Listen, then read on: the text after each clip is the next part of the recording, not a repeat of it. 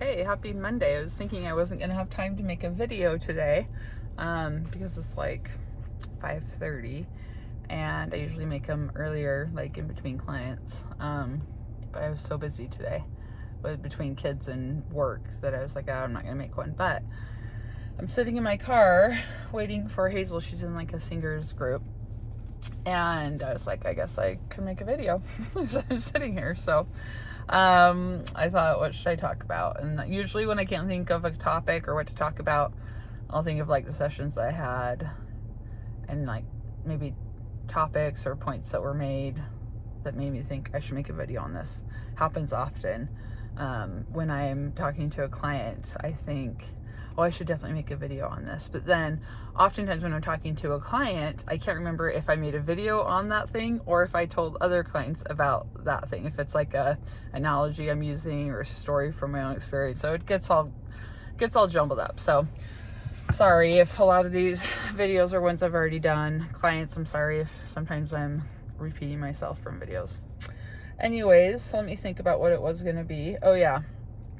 I was talking to a client today who has kind of been like hot and cold over the last couple of years. Like very seldom and randomly I'll hear from this person. They'll kind of like get an earful from me and then I have no clue after that what's going on in their mind. Oftentimes I sometimes will feel like, oh man, the eating disorder is just like, yeah, this is not going to work. This lady's crazy.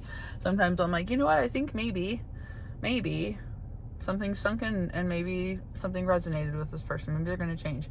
That happens often when I'm talking to people. I feel like I'm usually pretty good at guessing if things are sinking in or if it's just like going way over their head, and as I'm talking they're just trying to navigate like the what if or the possibility of actually doing it and what that could entail, and how impossible it would be. Anyway, so I was talking to this one client and she asked specifics, about my own experience in recovery, and I'm sharing with her what a typical day was like, and she goes, that just seems like, I said, well, so what's going on in your head as I talk about these things? Does this feel like something you could even imagine yourself doing? Is this something you realize is totally possible, but is this something that you're willing to consider doing? Something along those lines. And she said, well, I don't think I could be that extreme. Like, I don't think I need to be quite that extreme. And I thought, that's so interesting, because in hindsight now, looking back, I'm like, it actually wasn't that extreme. It was just like a logical approach to recovering from a restrictive eating disorder. At the time though, when I was doing it, yes, it did absolutely feel extreme. It felt crazy. It felt like there was no one on this planet that was eating as much as me and actually taking no movement as serious as I was. I was like, I think I'm overachieving on the movement part, and I think I'm actually gonna die because I don't ever move. I mean, I was very terrified of that being a problem. But I also was terrified of moving because I knew my brain was so messed up at that point that any kind of movement would just mess up my recovery, and I really wanted to recover. Anyway, so she's like, I don't think I can be that extreme. And I was like, okay, well, think about, but she says, but I so badly want to be free like you, like I just see, your life now, and I get hope, and I feel so inspired by your story and all these, things that she's aspiring to be able to do and achieve, but she doesn't want to do anything as extreme as I did. Essentially doesn't want to put in the work or sacrifice, certain aspects of her eating disorder to be able to achieve that. And I thought of this analogy, because I always do think of analogies and they just kind of like pop into my head, and I'm like, that makes sense to me, so I'll share it, and sometimes it'll resonate, sometimes it won't with people. But this one was like, imagine if you like had a business call with, I don't know, some like major CEO of a company, and you just really like looked up to him. He's a millionaire, and you wanted to have that position, and you want to be making that kind of money, and you really wanted to know, what did they do to be able to get to that position where they just are like swimming in money and living life and enjoying themselves and just so good at business and blah, blah, blah, all these things. how do I do that? How can I accomplish that? As you're talking to the CEO, and he tells you, he's like, I had to work my tail off. I had to do so many things that were so uncomfortable. I had to push myself beyond what I ever imagined possible. I had to keep my eye focused on my goal of reaching the top of the ladder and being that CEO. And the person listening goes, I don't really want to do anything that hard and that extreme though. So tell me another way to be able to do what you're doing. Tell me another way to make millions of dollars and to be at the top of this business, corporation that I'm a part of. And the person's going to say, this is all I know is hard work, and perseverance and sacrifice. And I felt in that situation, not that I'm the equivalent of like a CEO of a multi-million-dollar company, not that status, I'm not talking about that at all, but essentially my point was like, she is wanting to achieve something that I have been able to achieve in recovery, and she's asking how I did it, and I'm telling her, she's like, I don't want to do that though, but I do want the freedom. So hopefully that analogy makes sense. My point is though, that you have to be willing, and I've said this many times, and this has been a theme in my videos, I know, but I think it can never be said enough. You have to do things that you never imagined yourself doing, that you wouldn't even entertain the thought of. It was just like a no-go. I don't even want to my brain won't even go near that because it just is so scary, and I don't even want to have to acknowledge that it's a fear, because then I might have to address it. And no. You have to look in those little dark corners that you're afraid to, behind the doors, under the bed. You have to look in all the places that you're scared to look at your eating disorder and be honest with yourself. And then acknowledge that those are the things that have held you back. Those are the things that are keeping you stuck. Those are the things that are going to prevent you from being able to live that life that you want to live, the life without an eating disorder. And so it takes a lot of bravery and courage and honesty with yourself. But it is going to test your grit, and it is going to feel almost impossible at times. It's going to feel like you're breaking. I oftentimes will talk about it as this complete surrender, right? Your eating disorder has to be completely, every aspect of it has to be challenged. And it has to be something that you work through and not hold on to because of fear.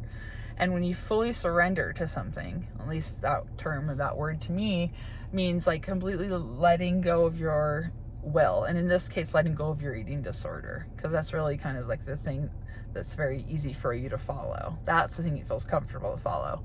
The thing that's hard is going to be that thing that's actually going to get you what you want, and it's surrendering to the process of recovery. It is so incredibly humbling. It is so incredibly humbling. It will break you.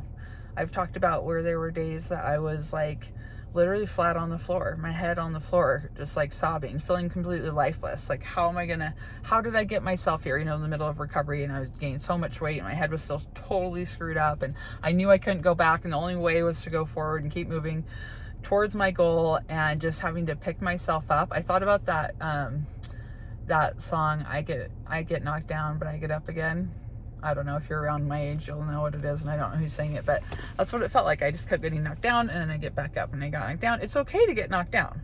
It's totally okay to have bad days. It's totally okay to feel like you may not make it another minute. It's okay to feel regret mid-recovery and question and wonder, what on earth were you thinking? What on earth were you thinking eating all that food?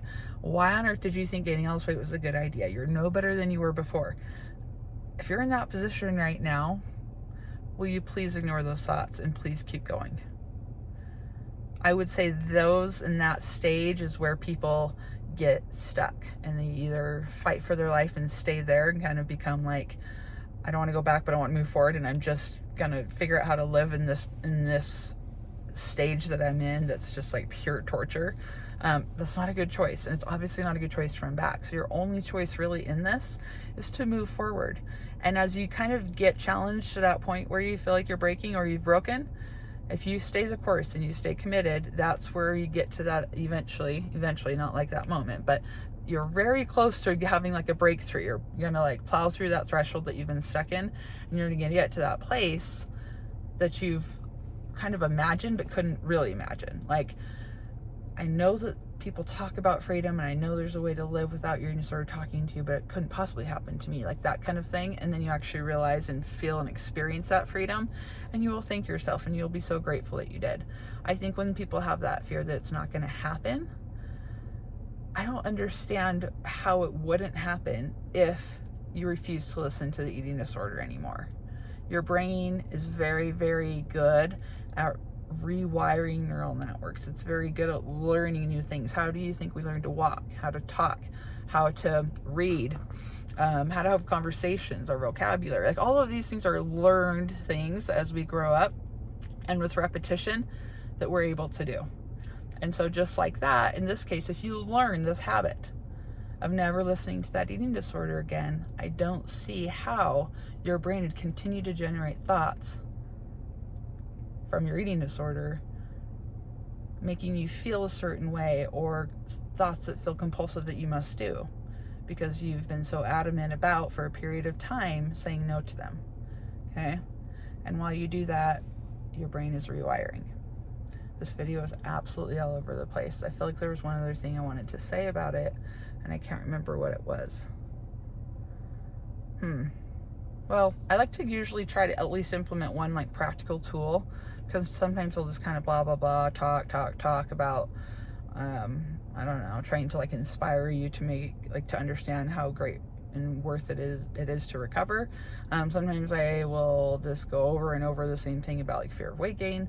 But in this practical tool, if it's possible, I don't know where you are with your eating disorder. Sometimes it's impossible to cry because you just don't feel anything, you have no emotions.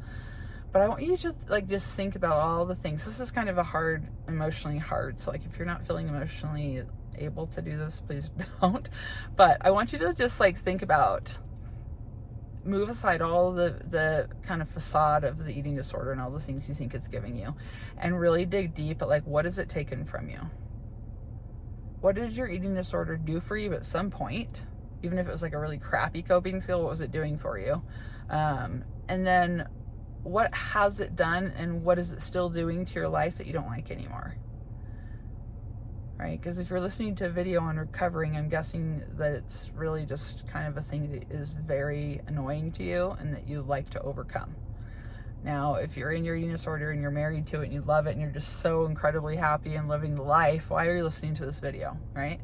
But we forget that. We forget all the crappy things, and we just continue to kind of focus on the idea of possibly losing that thinness, or possibly, outgrowing our clothes and how awkward that would be, or possibly maybe not having people think that oh, we look so amazing, or the idea that, I don't know, you might have to eat past fullness in recovery, and it's going to be really uncomfortable. Oh man, that's not going to be good. Man, my eating disorder, though, it made me feel so in control. And there's all these things that you just kind of start piling up so fast that make you just be like, nope, I can't do it. I can't let go of it. So if you have it clear on your mind, all the things that you hate, and those are your go-to things that you're just like, no, I'm sick of it tearing my relationships apart. I'm sick of it affecting my husband the way it does. I'm sick of it affecting my kids. I'm sick of it affecting my job. I'm sick of it affecting my passions and my spontaneity and even travel that I like to do. And I'm sick of it. And you can just go on and on and on and think about all the ways, and get specific too. Because I'm sick of how it's affecting my relationship with my husband is vague. So instead say, I'm sick of how it's affecting my relationship with my husband because here's what happens with that eating disorder. And then you can go on and get very specific, right? You're more irritable. Maybe you're closed off. You're less present. You don't want to be intimate. You won't go out on dates. You don't find that person very enjoyable to be around. You're not enjoyable to be around, right? And the list goes on and on there too. So spend some time doing that. I hope you have a good cry doing it, actually. I let that happen. Let yourself just feel like, oh my gosh, I can't live another day with this. And then go back to the basics. Sometimes I'll talk to people and they're like, okay, so thank you for the pep talk. I'm ready, essentially, in those words. How do I do it? And I'm like, what are you talking about? We've been talking for 3 months. How do you do it? You watched all my videos. You know how to do it. Go back to the basics. Go back to the basics and think about, okay, from start to finish in my day, nothing can resemble or look like what it's looked like in the past. nothing can look alike. Nothing can look similar to the day before, the 20 years before. Everything I'm doing from this moment forward is going to be different in one way or another, and nothing is going to cater to my eating disorder. And start there. Okay, this was a 15-minute video. I don't even know if I made sense. Hopefully something I did. Of all those things that I just talked about, hopefully something like clicked or made sense to you, and can help you in some way in your recovery. Okay, have a wonderful, for me it's evening now, so all right, bye.